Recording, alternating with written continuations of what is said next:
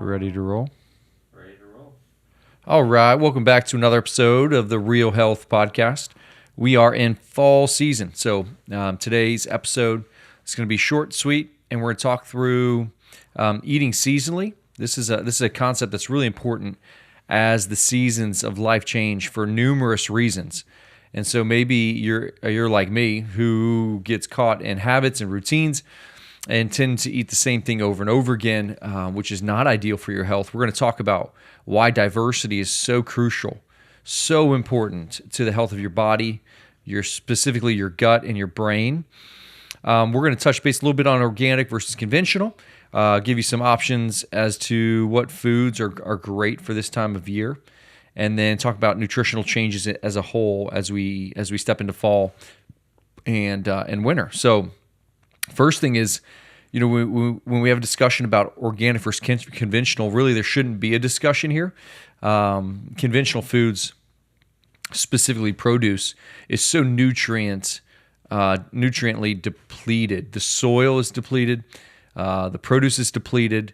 The way it's grown, it's not even food, it's genetically modified.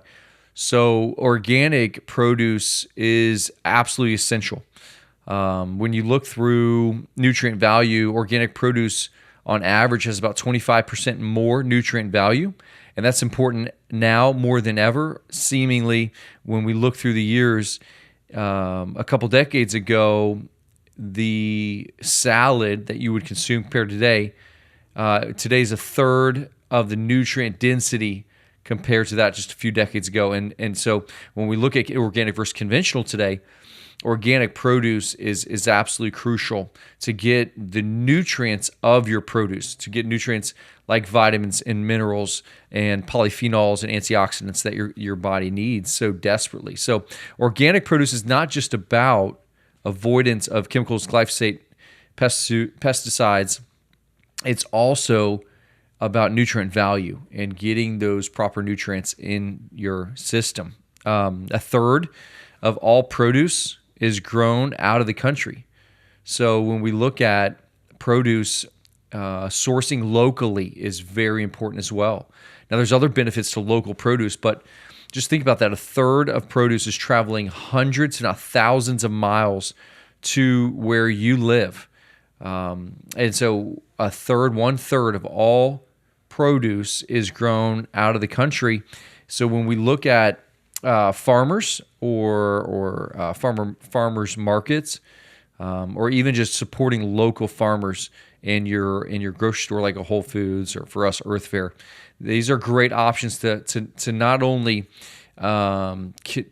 support your local economy, but when you eat locally, it ensures you're eating fresh, more ripe vegetables and fruits. And why this is important is because when you buy and source locally, the timetable of that produce from farmer to table versus locally versus being on the other side of the country or another country is all about when they pick it. And the riper the fruit or vegetable, the more nutrient value, the more nutrients are actually in that particular produce. So that's another reason why not only eating seasonally is important, so what's being grown right now in your area, but also eating locally.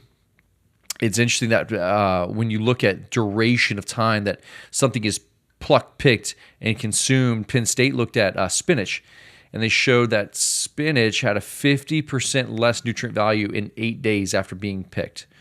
So just within 8 days, we see a dramatic reduction as it's exposed to heat, as it's exposed to air, and those nutrients are oxidized, and there's natural nutrient value lost.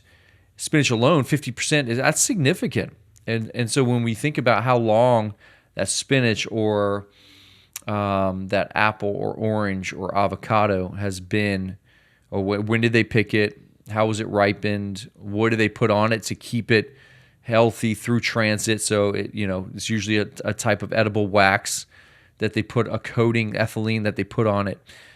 So sourcing locally, sourcing organically, and sourcing seasonally is not just about nutrient value. It's not just about removing of pesticides and residues, but it's also supports that, like I said, the supports the local economy. When you look at eating the same foods, one of the conversations I have a lot with patients is really just in the realm of like plant toxins, for instance, nightshades. Okay, so tomatoes and peppers. We know that nightshades, we know that spinach, we know that there are anti-nutrients, okay, plant toxins found in certain plants, higher in certain plants than others.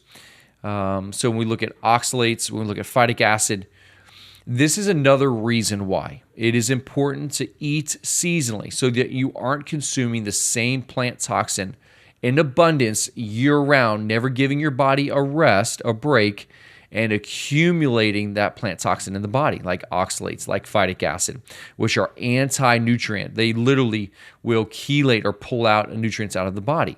Now, eating them seasonally helps prevent that accumulation of that toxin, and your body can get rid of it and properly detoxify from it. But you got to give it rest. So that's why we should not be eating almonds year-round with all the oxalates, or spinach year-round because of all the oxalates, or certain beans year-round because of the phytic acid. It is important to take breaks from foods so that we are also not storing up plant toxins in our body. When you look at incredible research, when you look at actually plants and the polyphenol content, the antioxidant content, and this is really where we're going to kind of lead into the rest of this conversation. All plants have polyphenols and antioxidants, and diversity is so important to the health of your body, particularly your gut. So actually, if you look at like stone fruits or summer fruits, like peaches or nectarines, they are high in beta carotene. And when you consume these are actually sun protective. So consuming summer fruit is actually designed to help protect you against UV rays. So that's another reason why seasonal consumption of foods are so important, because it's almost like God had a design here where when we consumed these particular foods in season, they would protect us from the environment we are in, like beta carotenes and stone fruits.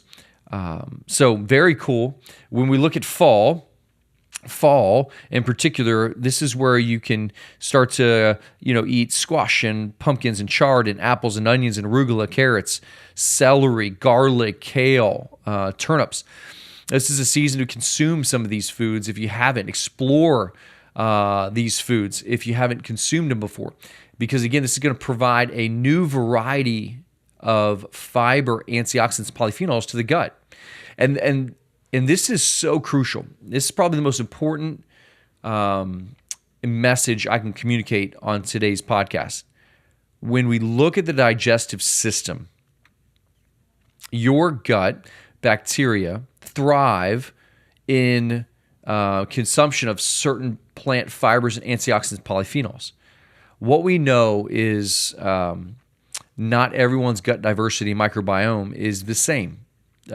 And so why it's different from a number of different factors, but one very important factor is diversity of foods. If you are consuming the same food over and over again and not diversifying your diet, this leads to monoculturing or having a superabundance of one particular organism or one group of bacteria. And this is a problem. This is what drives small intestinal bacterial overgrowth. This is what drives negative outcomes in your digestive system. And this is actually what prevents your gut from properly converting polyphenols in your diet. There is evidence to show, like if you know curry is good for you, or turmeric is good for you, for instance. Okay, so those curcuminoids, now that polyphenol, not everyone can actually make it bioavailable. The ability to take let's just say turmeric, and make it a bioavailable polyphenol compound that reduces inflammation and goes to the brain and helps reduce oxidative stress in the brain. In order for that to happen, you have to have a certain group of microbiome or bacteria in the gut. So if you haven't been diversifying your diet, if you're not eating a wide variety of plant fibers, there's no way you're going to be able to digest certain polyphenols or make them active, bioavailably active to the body to be used. And so one of the most important reasons why you want to diversify your food and start just experimenting with different foods is so that your body, your gut particularly, can grow in diversity of bacteria.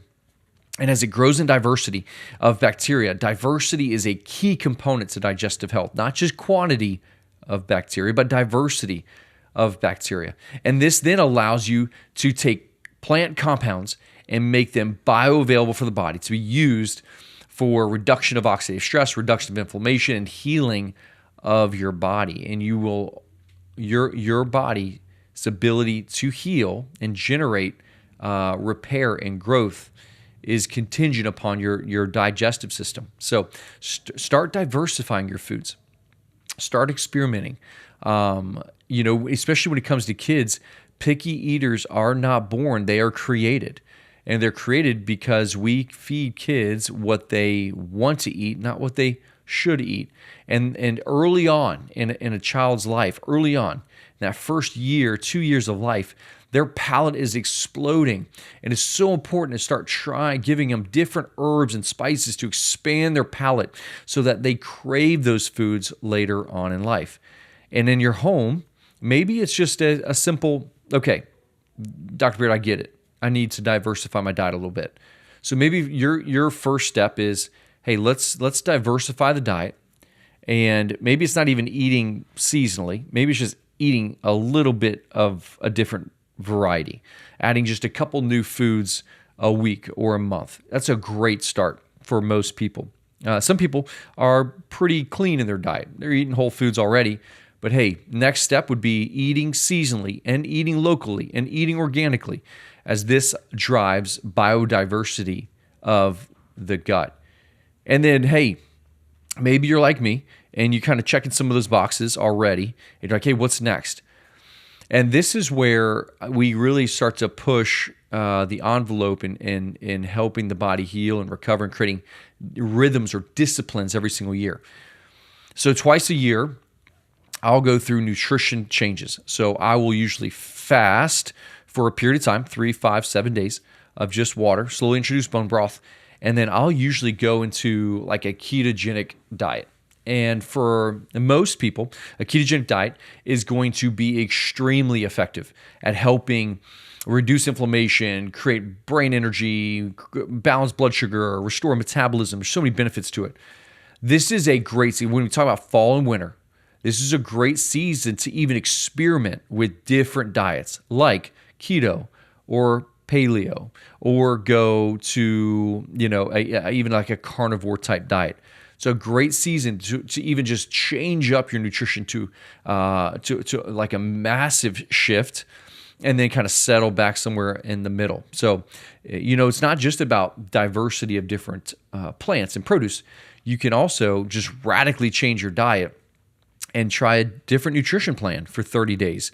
Experiment with it. See how the body feels. See how it responds. And maybe you will be able to find something that works for you. I don't think there's a one-size-fits-all. I think everyone should be an N equals 1, or you should be experimenting with food and figure out what you feel best off of, and then continue to go down that nutrition plan. So, take-home message. 1, eat organic. If it's like a struggle for you to eat organic, look at least the dirty dozen and avoid those. Number 2, source locally. Number 3, eat seasonally. And number 4, make shifts in your nutrition to a completely different nutrition plan and see how that impacts your daily health. And then kind of resort back to a middle ground. And in this season, paleo, keto are great options for you to look into. I hope that helps. I hope that adds value to your life. I hope that you understand a little bit more about diversification of foods and why they're so critical, not just to the health of your body, but the health of your gut, the health of your brain, and why it's really important to look outside of the rhythms and habits of your life and start to diversify your life through food. So thanks again for listening to another episode of the Real Health Podcast.